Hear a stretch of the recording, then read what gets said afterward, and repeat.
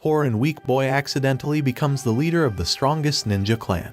Itoki is a regular middle school student who leads a relatively normal life with his childhood friend, Kosu. He spends most of his time studying and participating in various extracurricular activities to prepare for his future. One day, he finds a love letter in his locker at school and is immediately filled with excitement. He meets with the girl who admires him, Satomi, and she asks him to become her boyfriend. Although his overprotective mother, Yumika, is against it, Itoki decides to go on a date with her. When they arrive at Satomi's place, Itoki is nervous and unsure of what she wants to do. Suddenly, Satomi takes off her clothes and gets on top of him. Itoki pushes her away and checks under the bed to see if there's someone waiting to prank him. To his surprise, he sees a ninja under the bed, and Satomi attacks him with a kunai and kicks him. More ninjas appear, and she prepares to kill him. Fortunately, a kunai flies through the window, creating an ominous smoke screen, and Kosu appears to save Itoki. She throws him out of the window, and she fights the ninjas herself. Itoki runs into the city, where he desperately asks a police officer for help. But before the officer can say a word, a ninja appears and slits his throat. More ninjas follow and attack him, trying to capture him. But his uncle, Takasada, arrives, asking him casually how his date went. With a wave of his hand, he commands the officer to stop playing dead. He then gears up and prepares for the fight. Takasada fights the ninjas as fast as he can with his unmatched lightning speed, before taking Itoki back to the car with Kosu. He tells Itoki to get out and head up the stairs on the hill, calling it his family home. When they arrive, Itoki is surprised to find a grand mansion. Yumika shows up, greeting everyone with a bow and telling Itoki to call her chief. Yumika is the leader of the Iga village, one of many ninja clans that have blended into society. They have been following strict rules to maintain balance and peace for decades. Unfortunately, their rival village, Koga, has been trying to take over Iga, and it was them who attacked Itoki. They are determined to take his life as he is the successor of the Iga ninja village. Meanwhile at Koga, their substitute village chief, Kaido, has declared that they will take revenge on the Iga ninjas for the death of their clan chief, Kishinmaru. Yumika is deeply concerned and insists Itoki to become a ninja to ensure his safety. He feels reluctant and doesn't believe in the ninja story they're telling him. However, his uncle Takasada takes him outside and gives him a stern warning: either become a ninja or die. Takasada reveals to him that his father was once the village chief before he passed away. Yumika then took up the mantle to become the leader and protect their village. Overwhelmed with emotion, Itoki sheds tears as he realizes the burden his mother faces alone. Determined not to abandon her, he agrees to become a ninja too. The next morning, Riaya informs Itoki that he has been accepted to attend the Kokutan Ninja Academy, the only ninja school in Japan sanctioned by the National Ninjutsu Security Measures Committee. She explains that 70 years ago, a major war in the ninja world led to the formation of the NSC to prevent future conflicts between villages. To be accepted into the academy, Itoki must pass a strict admission exam. On the day of the exam, Itoki and Kosu are surprised to find out that the exam location is owned by the Koga clan. They enter the exam room and see other students, along with a man who explains the test: hide and seek. The hider will leave first and hide somewhere in the service area. A minute later, the seeker will have to find the hider within 10 minutes or be disqualified. While Kosu is quick to find her hider, Itoki's target is Satomi, the same crazy girl from before. As he searches for her, Takasada takes out a Koga ninja who is attempting to kill him. Kosu warns him that other Koga ninjas are around too, so he must stay on guard. She and Takasada promise to help and protect him. Suddenly, another ninja tries to attack Itoki from afar, but Kosu steps in and follows the ninja into the bathroom and finds out that it's Satomi. She immediately engages in combat, but Satomi escapes and goes to chase after Itoki. Itoki has to act fast to uncover his hider, so he grabs a fire extinguisher and sprays it while screaming fire. This triggers the anti-fire system, revealing Satomi,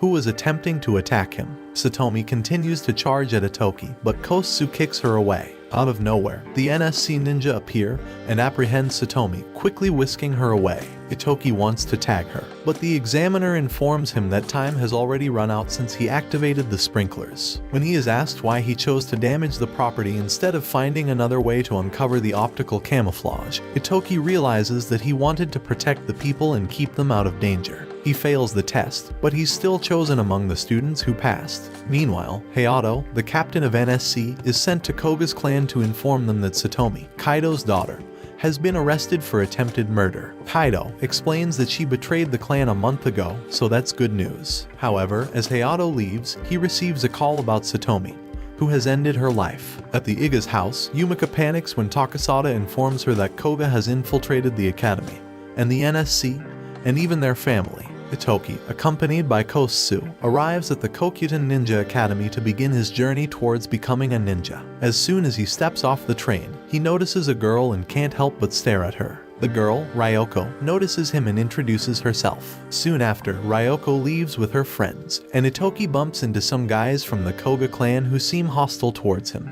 Just as a confrontation seems imminent, a girl named Kairi appears and pretends to know Itoki, taking him away from the situation. Kairi explains that those guys are elite Koga ninjas and offers to be friends with Itoki, who agrees. The school principal, Juzan, welcomes the students and reminds them of the 3 ninja principles: do not be discovered, do not kill, and do not betray. However, Juzan also emphasizes that if any of these principles are broken and not discovered, then it's okay. Kairi, who is also starting her first day of school, is surprised to find that she is in the same class as Itoki. During their lunch break, Kairi tells them what to get for lunch so as not to upset the Koga boys.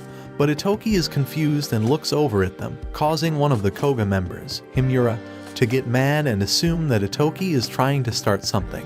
Thankfully, Suzaku, another Koga ninja, manages to calm Himura down and explains to Itoki that Kishinmaru, a great leader who was trying to make peace with all the villages, was recently killed by Iga. Suzaku vows that Koga will take revenge. Later on, the students have field training where the classes are combined. Kaminami, their teacher, talks about ninja suits and ninja cores, which Itoki has never heard of before. She explains that they need to get to the roof of the tower on the next island and bring back one manju from the principal, who is eating them up there. They have limited time to do so. Itoki manages to activate his suit by copying Kosu, but he finds that he is unable to move in it. Ryoko appears and helps him adjust the suit to his strengths, as she is from the Seiga clan, which specializes in ninja tools. When he's set, Itoki gets excited and accidentally falls off a cliff. Fortunately, he lands safely thanks to the suit, which is powered by the ninja core. Ryoko warns him to be careful not to damage it, as it will cause the suit to lose power. Together, they begin sprinting towards the island.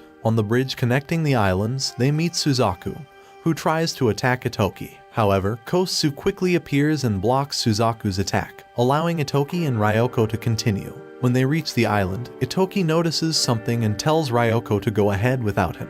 He finds Kairi, who has been attacked by Koga and had her core broken. She tells him what happened, and Itoki decides to confront them as they try to pick on another student. He tries to attack Himura, but Himura dodges and knocks him into a wall. Realizing that Itoki is weak, they start to beat him up. He attempts to break Himura's core, but he fails and gets beaten up even more. Just when it seems that they are about to destroy him and his core, the principal arrives and stops them. Itoki returns to Kairi and gives her a manju, revealing that he got it back from Himura during their fight. He then carries her to the bridge to meet up with Ryoko, who had also gone out to get her manju. Itoki knows that he must get his own manju, so he leaves Kairi with Ryoko, asking her to look after her. Itoki reaches the top of the tower and sees that there is only one manju left. Juzan then says that a shinobi must have both a blade and a heart, and proceeds to eat the last manju because Itoki has neither, thus failing the test. The next day at lunch, Itoki notices that everyone is avoiding him. Himura and the other Koga students have been threatening anyone who talks to Itoki. However, Kosu tells him not to pay attention to them.